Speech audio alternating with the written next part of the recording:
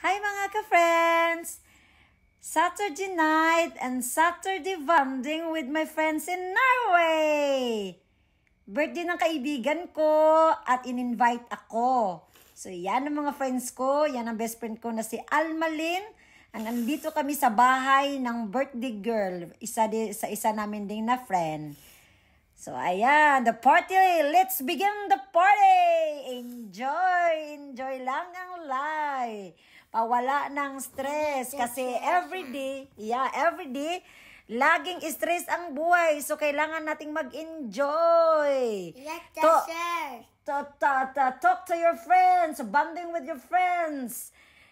Visit with your friends. So yung birthday girl andun sa, hindi nyo nakikita kasi andun siya sa beside ang kitchen. Hindi ko na-videohan ng todo ang birthday girl. Ang mukha ko lang ang focus talaga.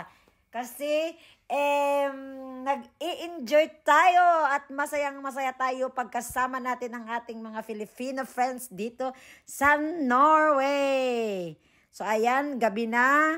Let's morning the night. Nag-video okay. Nagtatawanan, nagchika-chika. So ayan, ganito lang ang aming buhay sa Norway.